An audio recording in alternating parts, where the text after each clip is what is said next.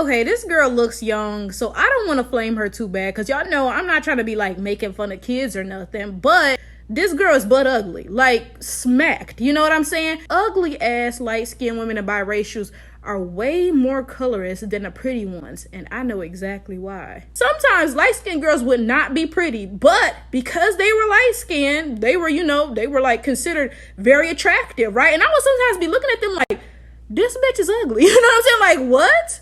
And I noticed this with the guys too. I remember in 7th grade, right? There was this boy, and he wasn't even black. He was like, he might have been like, like a mestizo Mexican or something, right? Look, but I don't know what he was, but I know he wasn't cute though, right? But the girls all swore he was the finest boy ever. So this is not just something that I noticed with light-skinned girls. It's something that I noticed with light-skinned guys too. I noticed early that you ain't have to be cute if you was light-skinned. This is the honest to God truth. I noticed that ugly light-skinned people are much more colorist than the pretty ones. Now, don't get me wrong, they all colorist, because we live in a colorist society, so they've all internalized their superiority due to their skin color. You know what I'm saying? But the ugly ones, them was the ones who was aggressive and in your face about it. You know what I'm saying? Like, the prettier ones, like I said, they will be colorist, you know what I'm saying? But, like, they wouldn't be, like, talking about their skin color all day, every day. Oh, my God. You just jelly because you dark skin, I'm light skin, so. Them was always the ugly ones. Them was the ones who made their skin color their personality. You know what I'm saying? Like back in the day, them was the ones who had the Facebook names like Red Bone, Curly Head, so and so. You know what I'm saying? It was usually the ugly ones, right? And I've said this before and I will say it again. It's because ugly light-skinned people need colorism. So she is biracial, right? And I want to point something out that y'all hate to admit. Oh my God, I know y'all about to be mad, but let's get into the facts, okay? First of all, Black people did not get to the United States of America light skinned. Those tribes in Africa y'all like to bring up that are light skinned because of the rape that they endured during colonization, okay? Black people did not come to the United States light skinned. That light skin came from being raped by our white enslavers. We ain't get to the United States yellow. That came from the rape from white people, right? So a lot of you all don't like to admit that yellow skin means that you are a considerable percentage mixed, right? When we got to this motherfucker, we was all brown to some degree with nappy ass hair. Y'all don't like to admit that y'all aren't really black anymore, and all of this shit like colorism and texturism and all of that stuff came from y'all. Like the Blue Vein Society, the paper bag test, that came from y'all. Y'all aren't really black and you're racist against black people. Hey Pretty Girl Club. So today I want to talk about this whole narrative about how light skins need colorism. This is something that I've heard talked about on multiple Black women empowerment YouTube channels. And first of all, a person saying, oh, you need colorism, or if it weren't for your skin tone, you would be ugly. First of all, that comment right there is implying that you yourself pedestalize that person's skin tone because you just admitted that you believe that their skin tone is what makes them pretty. So that's already step number one of you exposing yourself. Number two, when people make comments like this, what they're really trying to do is they want you to feel the same inferiority complex about your beauty that they feel about their beauty in comparison to you.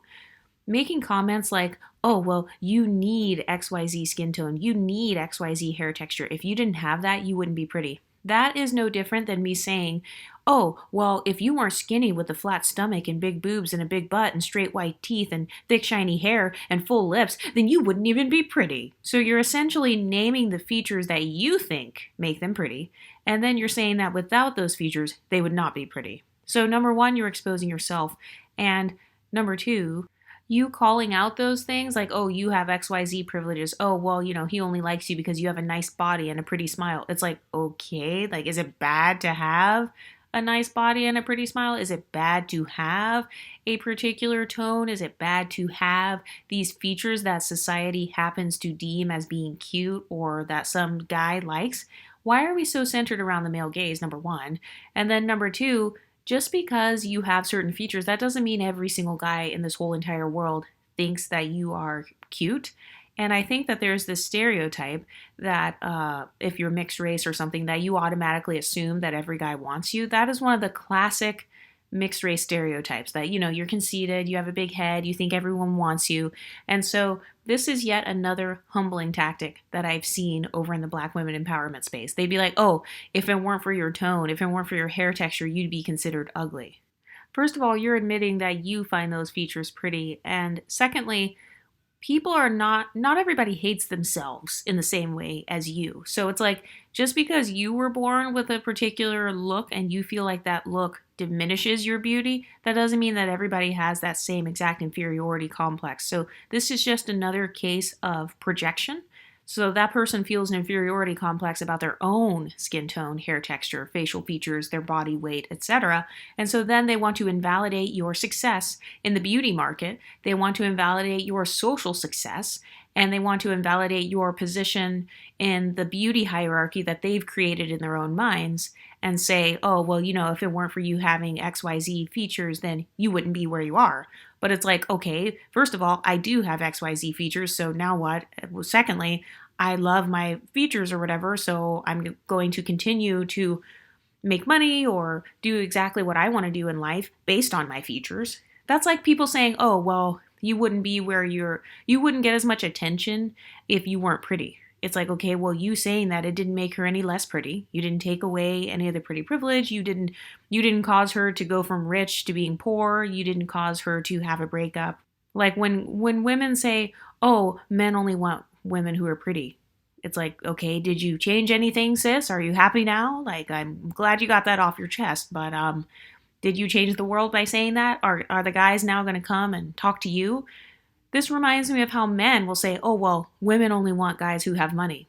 Yes, you're correct. So now what do you want us to do? Do you want us to change our standards to make you our new standard? No, everybody has freedom of choice. And I think that a lot of women don't want to admit that they believe that certain hair textures, phenotypes, and yes, even skin tones, or facial features, or nose sizes, or lip sizes look better than theirs, or they feel that it looks better than theirs deep down inside. And so when they see someone with those features who is successful, then they equate it to, oh, well, she's only successful because of XYZ. And it's like, even if she is, you saying it, that's not going to change anything. It's not going to make her any less successful. You are better off actually changing yourself to be more like her if you truly do feel like that is something that can make you successful. I mean, when it comes to beauty, beauty is actually subjective. So some people think that being tall is beautiful. Others think that being short and petite is beautiful. Some people think blonde hair is beautiful, black hair, lighter skin tones, darker skin tones. Now, there may be certain phenotypes that are considered more popular than others, which is fine. So if you're the type of person who wants to, have the popular phenotype or the phenotype that you feel is the trend, then you have two choices. You can either accept that you will never meet that trend and give it up and hang it up, or you can change yourself to meet that trend. But what's not going to help you to attain more pretty privilege is putting down a person that you consider to be prettier than yourself. What do you guys think about this? Have you ever had somebody put you down based on your phenotype, or say that like a guy only wants you because of your hair texture, or that you only got that modeling gig because of your body shape? It's like, yeah, I did get the modeling gig because of my body shape and I got paid. So you talking about it is not going to erase money from my bank account. It's not going to erase opportunities from my life. So there's no point. Why play fair in an unfair world? This is my issue with a lot of women who espouse the victim mentality. It's like, who lied to you? Who lied to you and told you that you can just get by in life and have everything just handed to you on a platter just the way you are? That is one of the biggest lies that people have been told. You would think that at your big age, you would have realized by now that life is not fair. Certain people get certain things based on the way they look. So yes, it could be based on skin tone, hair texture, their height, their body, if they have a big booty or big boobs, or if they're super skinny, or if they have the right family connections. Yes, sometimes people get things in life that you will never get. Now what? Are you going to sit around and cry about it? Are you going to navigate your way around it? Are you going to kind of join in on this? What are you going to do about it? Because simply calling out the fact that, hey, so-and-so is rich and I'm not, and she's only rich because she's pretty. She only got the guy because she's pretty. Doing things like that is not going to help you to get any further ahead in life. Anyway, what do you guys think? Let me know in the comment section and I'll talk to you next time. Stay pretty, ladies.